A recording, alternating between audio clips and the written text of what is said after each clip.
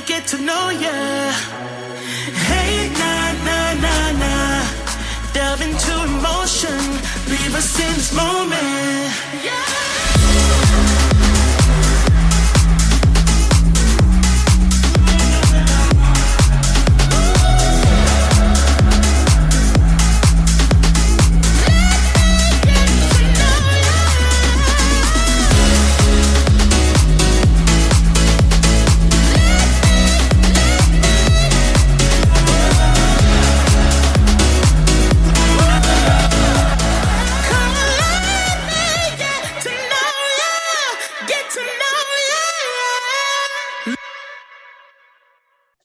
Hello, welcome to Literature License Podcast. This is the Getting to Know You interview with Joe Randazzo. Hello, Joe. How are you?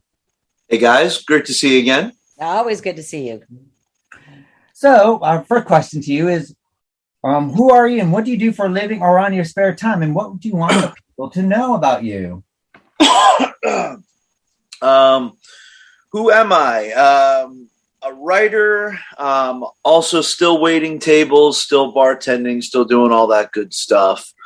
What do I want people to know about me? I mean, I don't know. I'm kind of an open book. I feel like if you know me well enough, I feel like you know enough about me.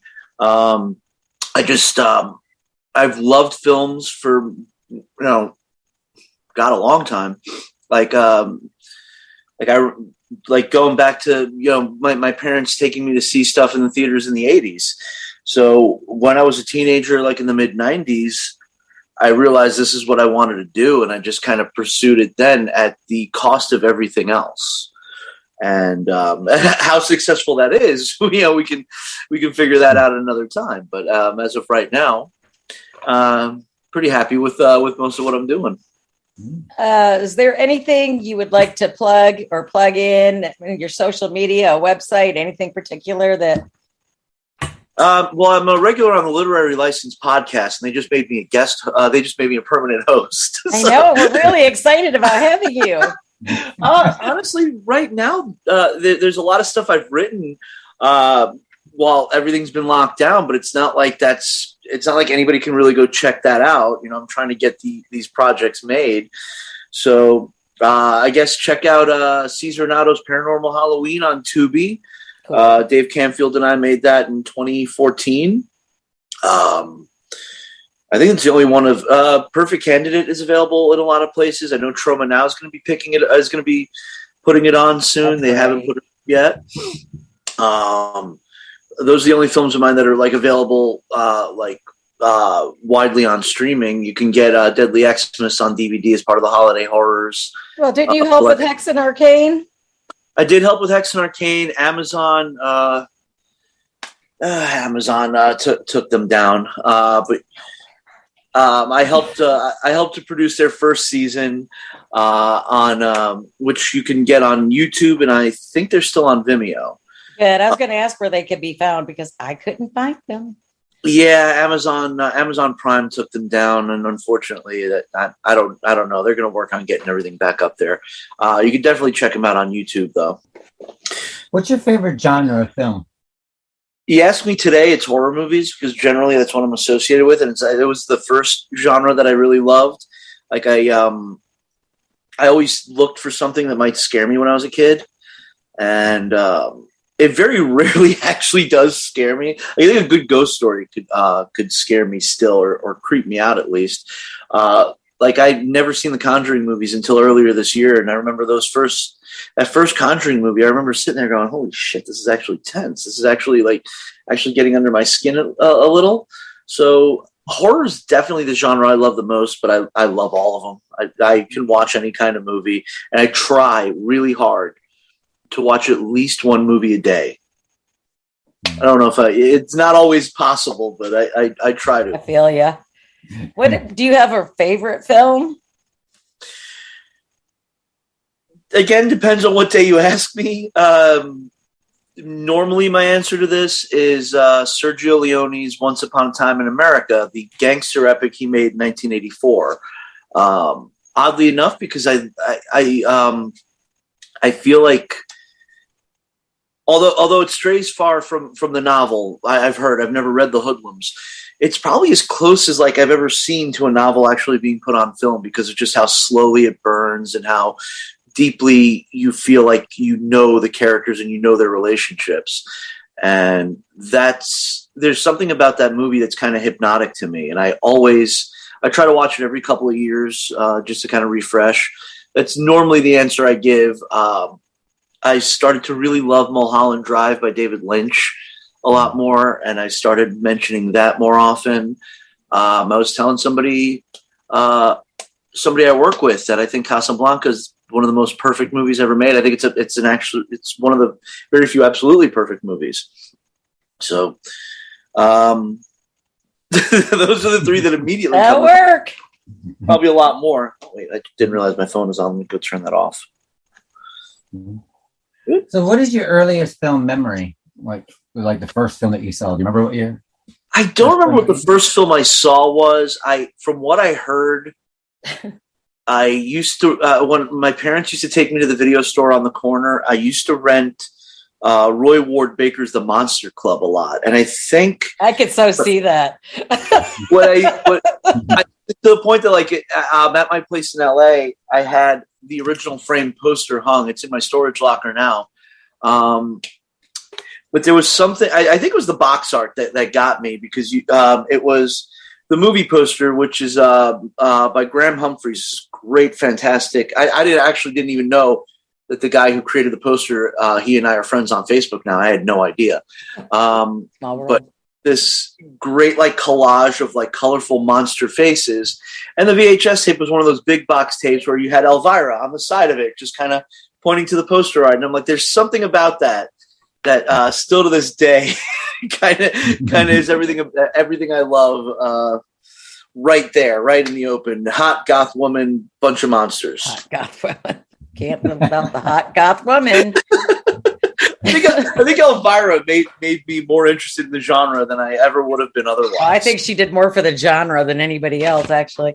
Do you have a favorite book or author? Right now, I'm knee deep in the Dead Zone, and I'm absolutely loving it. I'd never read the Dead Zone before. Probably up until this point, I probably would have said either The Things They Carried,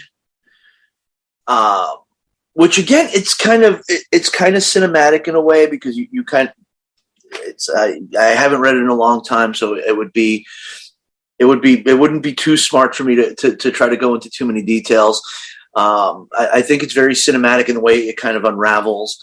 The Godfather by Mario Puzo. I love the novel. I read it also when I was in high school. Required reading? I think When the Legends Die. Reading if you're going to an Italian school. You're an Italian growing up in Bensonhurst. That shit's surrounding you. That explains all of that right there. You don't see no more.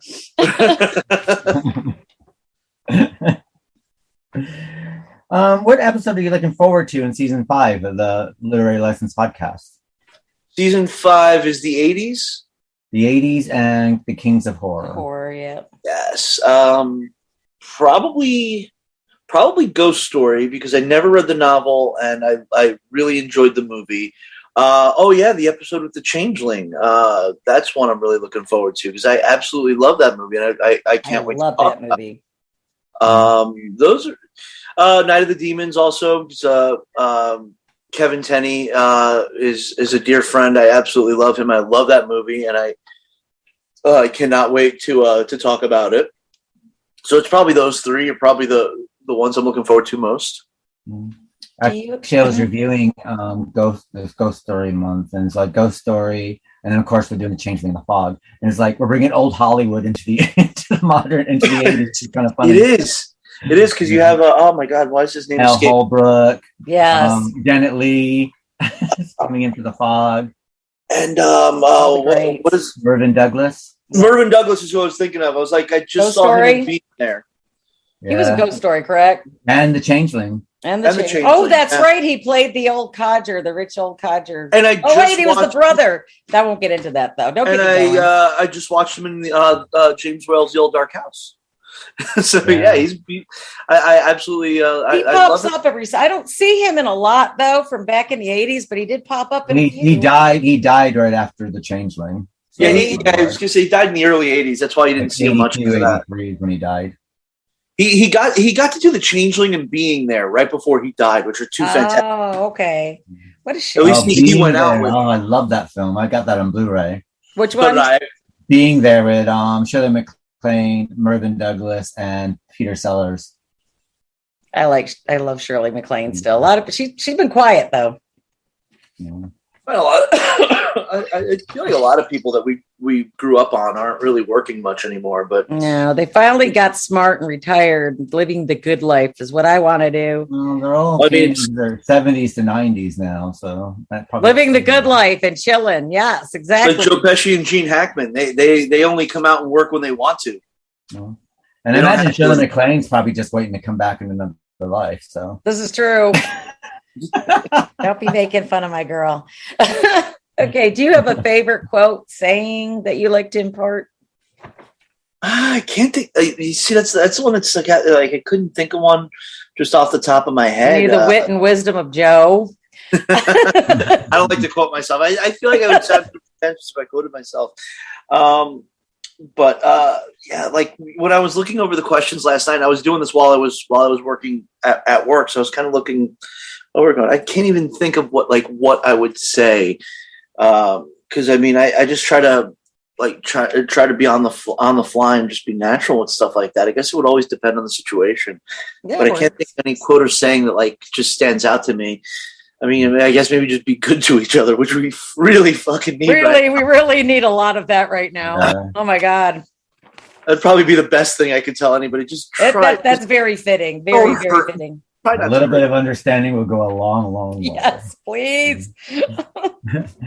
So what do you like about podcasting now that you've been doing it almost consistently for a full year? Yeah. I mean, with you guys specifically, because I generally do like a little guest spot here and there on other places, but with you guys, what I'm enjoying is being able to discuss something that I'm really passionate about with film, with horror, with writing, a lot of this stuff. It's cool to revisit a lot of older movies that, like, sometimes you'll throw a curveball my way and I'll be like, wow, I haven't seen that movie in 25 years. Let me revisit it. Or sometimes it'll be something where I'm like, I wasn't a fan of it. And then when I rewatch it now, I'm like, I'm glad I rewatched it because I saw something in it that I didn't see before. And I find that in general, film criticism, I feel like Vicky and I spoke about this a couple months ago when Joe Bob Briggs showed Sledgehammer and Things. I feel like people are way too harsh on a lot of movies. They that was harsh, the worst movie I've ever seen. Wasn't that the VHS edition? Yeah, those were the shut up. It was painful. You knew it was. It was a little painful. And I feel like more people need to watch movies like that before. Like the other day, I forgot what I was watching. Hudson Hawk. I'd never seen Hudson Hawk with Bruce Willis and Danny Aiello, and my roommate threw it on. And it was like, yeah, everyone says it's one of the worst movies ever made. And I watched it. Liked it. No, these people need to see worse movies. I like Hudson Hawk. So I find a lot of times I'm like, I don't think people understand the difference between not liking a movie and actual bad filmmaking. But I try to be as kind as possible because there's a lot of times where it's like, sometimes you just don't have an easy way out. Just like they tried. It's entertaining. Like, the worst thing I think you could do is make something completely boring, because sometimes even inept it can be a lot of fun. Like, I just went to see Hobgoblins last week because the guys from Riff Tracks did a live riffing of it. And I was like, I love Hobgoblins. It's a fucking terrible movie, but it's entertaining. Like, if anybody's like, this is the worst movie I've ever seen, like, you have not seen the bottom. You have not seen the true bottom.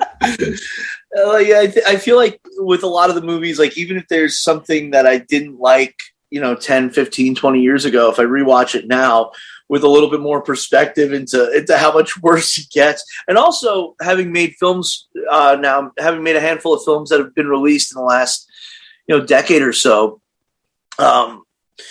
realizing how much of a collaborative effort it is. And it's a miracle that any film ever gets made at all. Last year, it was one of the, I hosted one of the virtual, my brain is so fried from work yesterday, but I hosted one of the virtual events, online event.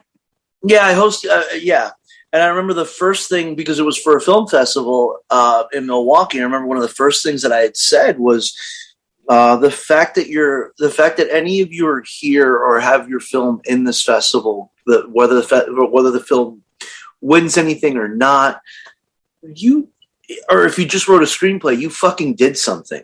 Yeah. You actually did something. And that's more than a lot of people will ever do. A lot of people can talk about wanting to do something. Last week, one of Shanta's friends was texting me, asking me about his friend has a screenplay idea that he wants to pitch to Trump. And I told him, don't come at them with ideas. Write the screenplay. If they don't want it, you can, maybe it'll never get made, but at least you have something tangible. Anybody can sit here and say, I have an idea. That's true. Very few people actually have the follow through to make it happen. And if you've written a screenplay, if you've made a film, if you shot a pilot for a web series, whatever you've done, no matter how small you may think it is, no matter how insignificant you might think it is, you've actually created something. You've taken that next step in actually making something. And that's something that I think needs to be commended, regardless of any perceived quality. Understood. I mean, exactly right. I mean, even if something happens in your lifetime, it doesn't find its audience. It might find your audience after your lifetime. Something to do, it seems like all the great artists weren't discovered until after their death. So it's just, when the people in power didn't have to pay them anymore. That too. That too. Depending on where the rights went. Yeah, and your work's worth so much more after that as well. You'll never reap the benefits of it. But. No, somebody else will though. That's all that matters. That's all that matters. Someone in charge of your estate might. Do you have a message to our fans that listen to us that might have changed your life? Anything that was kind of groundbreaking for you or epiphany wise, kind of? I mean, I think it's just the idea that I try not to let if you I noticed with a couple of people sometimes I'm one of those people that when I get passionate about something I dive into it into every depth of it. I'm probably one of those people where if we sat down and watched a movie together, I'd probably be annoying because I'd be like, oh, that's when this and this. Yeah, at this point this and this has to happen because the story needs to move into this realm. And that there's two kinds of people. There's the people like me that when they see something and they see how it's made, we embrace it. And then there's the people who get so passionate into something, they jump into it and they end up, it ends up kind of ruining it for them. Try not to let, if you're passionate about something and following it, try not to let the fire and the spark go out because that's probably the worst thing in the world. I enjoy the construction of a story and the construction of cinema. And like I said, I am one of those people that'll be like, yep, it's 5 minutes in. That's usually when we start to get a feel for what the arc of the story is going to be. 12 minutes in, that's the inciting incident right there. I'm one of those people that my brain is constantly going like that. And I realize I can't be like that with everybody. I have to kind of internalize that and be like, okay, 5 minutes into Rocky, this is where he says he doesn't want to be just another bum from the neighborhood. That's the idea, and that's the idea that drives the first movie and potentially the entire series. Exactly. But you always find that, and you can't let knowing that stuff ruin it for you because then you realize everything's a formula and you've been watching the same movie for 40 years. But you gotta. I feel like you chase after it and learn how everything's done, learn how to do everything the right way, and try not to let it completely put out the spark. That's probably the best thing that I can think of. Well said. So when your time has passed on this earth, what is the one thing that you want to remember for? I hope it's just that, I don't know. I mean, I guess ultimately in the grand scheme of things, maybe, hey, he never did anything to really hurt anybody. I mean, what else can you really want? But I guess you don't want to be decent guy. It's all you can do is be your best. You don't want to be remembered as Hitler. You don't want to be that guy. You don't want to be remembered in that. You kind of want to keep some good company. You want to make sure you have the book and movie rights. When I set the bar that low. If you're going to be remembered as Hitler, you want the book and movie rights. yeah, this is right. There you're right. Always thinking for everybody. There you go. I want if I set the bar that low, it wasn't as bad as I want the TV movie with Zac Efron. I mean, I guess if I'd like to be remembered for anything, it'd be I would like to have something. I would like to make something that's really great and really resonates for generations to come. Not everybody gets that chance. I've made my peace with the fact that that may never come for me. It may not. I will keep plugging away to try to get something to that level, but I'll settle for he wasn't as bad a person as Hitler. That'll work. Well, it's good to put that the bar low, so I think you'll be okay. That's right. You can only have high expectations now. Yeah. I've killed considerably fewer people than Hitler. Joe won't be opening fire on a crowd anytime soon. No. Don't be worried about Joe. Okay. So, one final question, just to round up everything, is that you now live in Chicago? I'm in the Chicago suburbs right now, yeah. Chicago. And where did you grow up? Brooklyn, New York. Oh. I knew that's why I liked him. Well, I think we're all native New Yorkers here, right? Basically, yep, New York State. And then Tom is from Brooklyn as well. John lives in New York, but he's from California. He's from California now in New York. He did the opposite jump of what I originally did. I find myself now in the burbs for now. I'm hoping to be able to afford to live in LA again soon. I lived in Chicago for I like a while. the burbs. I'm bored. I like heading out into the city as often as I can. Evanston's not as exciting as a John Hughes movie. And where I work is literally like a couple blocks away from Shermer High School. So it's strange, man. It's a culture shock when you grow up in like a lower middle class Brooklyn neighborhood, and you don't ever think you're poor. Because we weren't poor. We never starved. We never, my parents. We had what we needed. Yeah, we had what we needed. But then when I come out here and I see holy shit, man. It's like North Dallas. It's a vulgar display of wealth. It's just ridiculous. When I see how people live in Northbrook and Glencoe and this area up here. And it's always north. Have you ever noticed that? It's always north. They're never south. Yeah, I mean they're all along the Great Lakes here, and that's but the Great Lakes are beautiful, though. You have to admit, they are. I love it. I mean, Evanston isn't as boring as the other burbs. There's actually stuff to do in Evanston because it's a college town. You got Northwestern, but I'm living in Palatine, Illinois, right now, and there ain't fuck to do out here. You need to get out more, Joe. I try to. I mean, I was getting out and doing a lot of stuff. I was hosting events for Trauma. I was doing stuff with them. And that was great. Everything, just the whole world just kind of went into a little brief reset for a while. But hopefully things will pick up again. I see that Trauma is not wasting any time. Oh, no, they're not. And I started submitting some of the screenplays I co-wrote during the lockdown. I taught my roommate how to write a screenplay, and we knocked out 2, and we're working on the 3rd and 4th. And I started sending them out to competitions because I'm like, let's see if we. I would love an excuse. I'm going at the end of this week. I'm going to enter it into a competition in Louisville, Kentucky. I don't care. I'll go to Louisville for a film festival. I will go anywhere. I just want to actually get out again. I miss being able to just hop on a plane and be like, I'm going to LA this week to do something. I was supposed to be working on a movie in San Francisco last year that got pushed back and pushed back and pushed back, and then never happened because of COVID. Lloyd invited me to to work at the Troma booth at Comic-Con in San Diego last year, and I was looking forward to that, and that became virtual.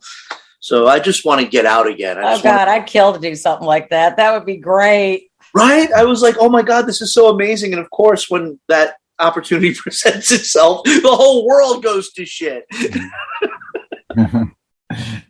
Well, I think I think we're starting to get back to the swing of things. I know that I hope so. Here starting to open up again and stuff. So Absolutely hope so. 2022. So Joe, I want to thank you a lot. Of course, Joe will be joining us for our 2-for-1s, and he'll also be doing some guest co-hosting on some of the Kings of Horror. So we'll see you for your next episode for Dead Zone. That is the next one. Wow. Yeah. I got to revisit the movie soon. I love the Cronenberg movie, and it's another one I haven't seen in a long time. So yeah, it's excellent. You got a month of Cronenberg. So there you go. Yeah, we do. That's right. We got Videodrome, which actually I just watched Videodrome last year, and I think Scanners. Yeah. So yeah, that'll be cool. I just like when the heads blow up. That's my part. Oh, and James Woods. James Woods is in Videodrome, and he was in my favorite movie that I just mentioned at the beginning of the podcast, Once Upon a Time in America. He's really great at playing a sleazy motherfucker. He is. He is. Acne scars go a long, long way for that. They do. They do. So, well, we'll leave it there, and we'll see you in a couple weeks. Thank you. Thanks for having me on. Bye, Joe. Bye. Let your mind be free. Stop holding back 'cause you can fight it. Oh, I don't know your name, but something in me has ignited. Oh, I was down when I saw you in the clouds. Out of phase, filled with doubt. I was drifting in and out, levitate, fade away. I had left both time and space, but you just caught my eye.